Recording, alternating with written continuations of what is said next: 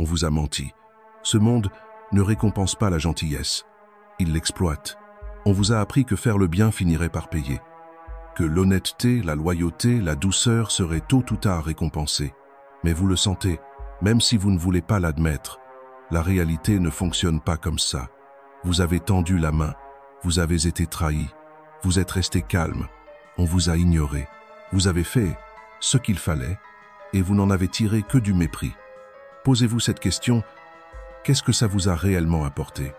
Est-ce que votre gentillesse vous protège ou est-ce qu'elle vous rend vulnérable? Regardez autour de vous. Qui monte? Qui gagne? Ceux qui disent la vérité ou ceux qui maîtrisent leur image, gardent le silence quand il faut, avancent masqués? Peut-être que votre problème n'est pas d'être trop bon, mais de croire que les autres le sont aussi. Machiavel l'avait compris il y a plus de 500 ans. Dans Le Prince, il ne vous dit pas de devenir cruel. Il vous dit de ne plus être naïf, de comprendre le jeu et de le jouer avec intelligence. Et si tout ce qu'on vous avait appris sur la vertu n'était qu'un piège élégant pour vous maintenir à votre place, dans cette vidéo, vous allez découvrir pourquoi la bonté sans stratégie est un suicide social, pourquoi le silence est une arme, et comment vous pouvez rester fidèle à vous-même tout en devenant impossible à manipuler. Mais je vous avertis, une fois que vous saurez, vous ne pourrez plus faire semblant. Alors écoutez bien, parce que ce que vous allez entendre va changer votre manière de voir le monde. Machiavel, ou l'art de survivre dans l'ombre. Nicolas Machiavel n'était ni un philosophe moral, ni un théoricien abstrait. Il était un homme brisé par la politique réelle. Exilé, torturé, trahi, il a vu de l'intérieur comment se gagnent et se perdent les jeux de pouvoir. Et ce qu'il a compris, il l'a résumé en une seule phrase. Un homme qui veut toujours faire profession de bonté, au milieu d'hommes mauvais, court à sa perte. Cette phrase, vous la ressentez sans doute déjà dans votre chair. À chaque fois qu'on vous a marché dessus, à chaque fois que vous avez été trop disponible, trop honnête, trop transparent. Dans Le Prince, écrit en 1513, Machiavel ne dit pas qu'il faut être cruel. Il dit qu'il faut être lucide. Le monde n'est pas dirigé par des saints. Il est dirigé par ceux qui savent quand sourire et quand frapper. Ceux qui savent manier l'image, le silence, la peur, comme des armes. Prenez l'exemple du monde professionnel. Avez-vous remarqué que les promotions ne vont pas forcément aux plus compétents? Une étude de la Harvard Business Review de 2010 révèle que 58% des leaders perçus comme charismatiques ou stratégiques ne brillent pas par leur performance, mais par leur maîtrise de l'apparence et du discours. Ce sont ceux qui savent doser ce qu'ils montrent, pas ceux qui exposent tout, pas ceux qui se contentent d'être bons. Dans les hautes sphères, la morale devient un outil, pas une règle. Elle se montre ou se masque selon l'intérêt. Machiavel l'avait parfaitement compris. Ce n'est pas la vertu qu'il rejette, c'est la naïveté. Il vous dit, soyez bon si vous le voulez, mais ne soyez jamais naïf. Sinon, votre bonté deviendra votre propre piège. Et vous, aujourd'hui, êtes-vous encore persuadé que le mérite suffit? Que les autres jouent avec les mêmes règles que vous? Si c'est le cas, vous n'êtes pas un joueur. Vous êtes une cible. Machiavel n'a pas écrit pour les loups. Il a écrit pour ceux qui veulent arrêter d'être des agneaux. Le piège de la transparence. Quand parler vous affaiblit. On vous a appris que la vérité libère, que dire ce que l'on pense, sans filtre, est un signe de force. Et pourtant, combien de fois cela s'est-il retourné contre vous? Combien de fois vos mots ont-ils été utilisés pour vous affaiblir? La réalité, c'est que dans un monde où l'information est un levier de pouvoir, ce que vous révélez devient une arme contre vous. Les personnes naïves parlent trop. Elles expliquent leurs choix, dévoilent leurs intentions, partagent leurs émotions à ceux qui ne les méritent pas. Pas par faiblesse, mais par excès d'authenticité.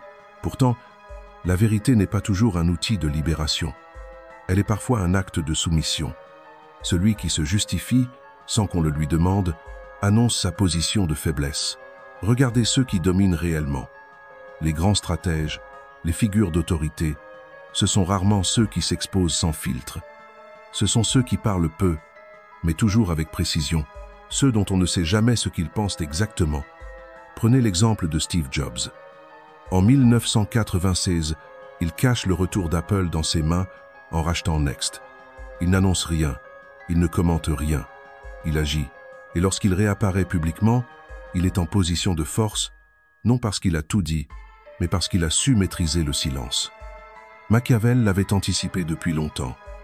Le prince doit être maître dans l'art de dissimuler ses intentions, pas pour trahir, mais pour ne pas devenir prévisible. Car celui dont on devine chaque pensée est celui qu'on peut manipuler à volonté. Réfléchissez-y. Vous êtes-vous déjà senti obligé de tout dire pour être compris, de trop expliquer pour être validé, de confier des choses à des gens qui, plus tard, s'en sont servis contre vous? Ce n'est pas un manque de force, c'est un manque de stratégie. La maîtrise commence là où la transparence s'arrête. Ce que vous taisez vaut souvent plus que ce que vous dites. Laissez planer un doute. Gardez une part d'ombre. Dans ce flou, vous gagnez une chose précieuse, le contrôle. Devenez imprévisible. La peur naît dans l'incertitude. Les personnes prévisibles sont les plus faciles à manipuler. Celles dont on connaît à l'avance les réactions, les émotions, les décisions, elles croient être constantes. En réalité, elles sont lisibles et donc vulnérables. Dans un monde de joueurs, être une évidence, c'est être un outil. Vous êtes peut-être de ceux qui disent toujours oui pour éviter les conflits, de ceux qui répondent immédiatement aux messages, qui s'excusent pour exister, qui s'assurent de ne jamais déranger. Et sans le savoir, vous envoyez un message silencieux, mais fatal. Je suis disponible. Je suis prévisible. Je suis remplaçable. À l'inverse, l'imprévisibilité crée la tension. Elle introduit une variable que les autres ne peuvent pas anticiper. Et ce qu'on ne comprend pas, on le respecte ou on le craint. Machiavel l'écrit clairement. Un prince doit savoir ne pas être bon quand cela est nécessaire. Ce n'est pas une incitation à la cruauté gratuite, c'est une leçon d'adaptation. Le lion impressionne, le renard déroute. Le vrai pouvoir se trouve dans la capacité à passer de l'un à l'autre sans avertir. Regardez les figures influentes. Prenons Vladimir Poutine. Que vous l'approuviez ou non, il incarne l'imprévisibilité stratégique. Lorsqu'il entre en Crimée en 2014, personne ne l'attendait à ce moment-là. Sa force ne résidait pas dans le nombre de ses troupes, mais dans le flou qu'il a su entretenir jusqu'au dernier instant. Plus près de vous, dans votre quotidien, le même principe s'applique. Celui ou celle qui ne réagit pas toujours comme prévu, qui sait parfois disparaître, parfois frapper, devient une énigme. Et l'énigme inquiète, elle intrigue, elle perturbe. Posez-vous cette question, est-ce que vos réactions sont prévisibles? Vos horaires, vos réponses, vos opinions? Si la réponse est oui, alors les autres peuvent vous manipuler sans même forcer. Ils sauront toujours comment vous plaire, comment vous apaiser, comment vous faire douter. Le respect commence quand vous devenez difficile à lire. Quand on hésite à vous provoquer parce qu'on ne sait pas si vous allez sourire ou mordre. Le pouvoir de l'image. Être, c'est bien. Paraître, c'est décisif. Vous pensez peut-être que ce qui compte, c'est ce que vous êtes, vos intentions, vos compétences, vos efforts. Mais le monde ne vous regarde pas de l'intérieur. Il vous regarde à travers une lentille, celle de l'image que vous projetez. Et cette image, qu'elle soit juste ou fausse, détermine la façon dont on vous traite. La vérité, c'est que les gens ne vous jugent pas pour vos qualités réelles, mais pour ce qu'ils perçoivent. Votre posture, votre regard, vos silences, vos absences. Tout envoie un message. Et si vous ne contrôlez pas ce message, quelqu'un d'autre le fera à votre place. Prenons l'exemple de Napoléon Bonaparte. Quand il devient premier consul, en 1799, il prend soin de ne jamais paraître faible. Il se montre toujours en uniforme, droit, austère, maître de lui. Même malade, même fatigué, il cache tout, parce qu'il a compris une chose. La perception de la puissance vaut parfois plus que la puissance elle-même. C'est aussi ce qu'explique Robert Greene dans les 48 lois du pouvoir. Loi numéro 6. Attirez l'attention à tout prix, mais pas n'importe quelle attention, celle qui vous positionne comme supérieur, mystérieux, hors d'atteinte, parce que dans l'invisible hiérarchie sociale, l'image que vous construisez est une armure ou une cible. Aujourd'hui, dans vos relations personnelles ou professionnelles, demandez-vous, Qu'est-ce que votre image dit de vous sans que vous parliez? Est-ce que vous inspirez le respect ou la disponibilité? L'élégance ou l'effacement? La stabilité ou le doute? Machiavel disait que les hommes jugent plus avec les yeux qu'avec l'intelligence. Non pas parce qu'ils sont stupides, mais parce que l'apparence est immédiate. Elle précède tout, elle conditionne tout. Alors oui, vos intentions comptent. Mais si vous voulez cesser d'être utilisé, ignoré ou sous-estimé, vous devez reprendre le contrôle de l'image que vous renvoyez.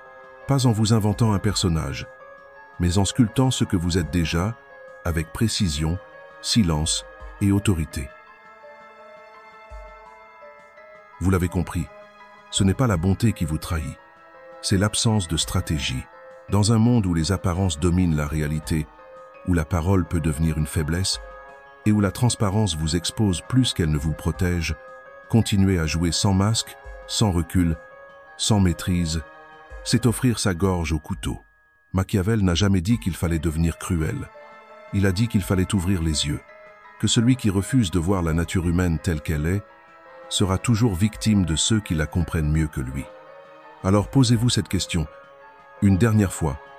Préférez-vous continuer à être apprécié ou enfin être respecté? Le choix vous appartient. Et maintenant, j'aimerais savoir ce que vous en pensez. Est-ce que la bonté est encore possible dans un monde stratégique? Est-ce qu'on peut rester intègre sans devenir naïf? Partagez vos réflexions en commentaire. Je lis chacun de vos messages avec attention, car au fond, c'est peut-être dans les zones grises, entre morale et lucidité, que se dessine le véritable visage de la sagesse. Et à force de vouloir être bon, on en oublie parfois d'être juste.